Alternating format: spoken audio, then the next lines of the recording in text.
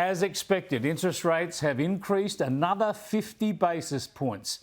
That's 0.5% rise again in interest rates today. Now, the last time we discussed this, I mentioned that I remember rates going up a full percentage point at a time back in the Keating recession years when I was trying to hang on to my first house.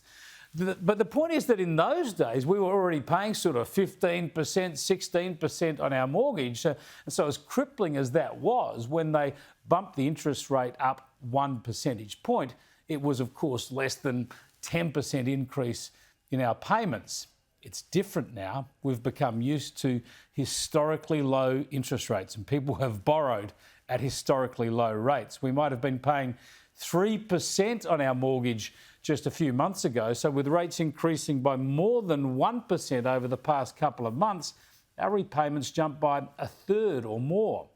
There's going to be pain. There already is pain, of course, but it's going to get worse. Homeowners with a $750,000 mortgage are now facing repayments about $800 a month higher than just a few months ago. Back during the election campaign, the Labor leader couldn't remember the cash rate. He's all over it now. The cash rate went up by 0.5 today, as it went up by 0.5 last month, and it went up by 0.5 the month before. Yeah, and there is more to come. This monetary policy, this economic blanket, is designed to quell the inflation that's already hurting family budgets, with grocery, petrol and power prices skyrocketing. So the economic remedy to this is adding to our pain. Politics over the next year or so is probably going to be about three things: cost of living, and cost of living. And energy costs, electricity and gas bills will be a big part of that equation, which explains why the opposition kicked off question time today, asking Anthony Albanese whether he stood by this pledge. We will see those energy prices drop by $275 by 2025. Yeah, they've only gone up since the election. So that promise looks like going the same way as no child living in poverty and no carbon tax. But in his answer today in question time, the Prime Minister simply blamed the coalition for the situation, and he tried to suggest that more of the same is going to fix our energy crisis and reduce prices. Thanks, Mr. Speaker.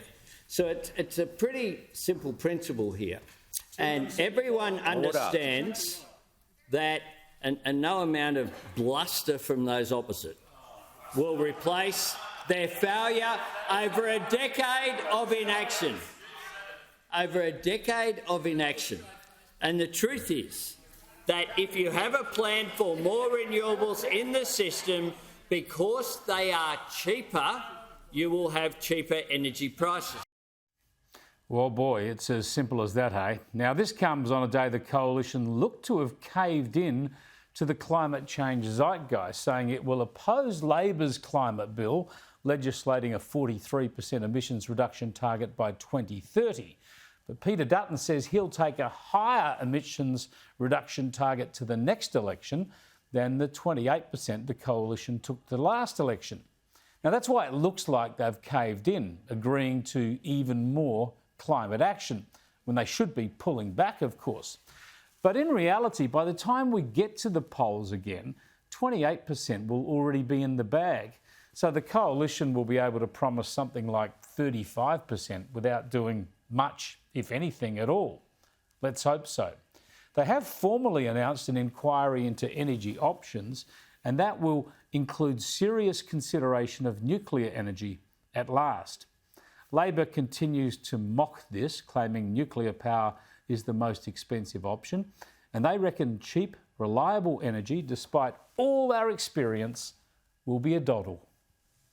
The answer to dealing with rising power prices is the same as the answer to reduce emissions. That is more renewable energy, because we know on this side of the House that clean energy is cheap energy.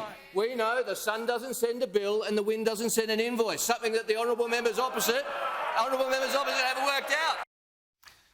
Yeah, the sun doesn't send a bill and the wind doesn't send an invoice. They're also not there all the time. It's hard not to see this simplicity and this hubris coming back to bite Bowen and Labor.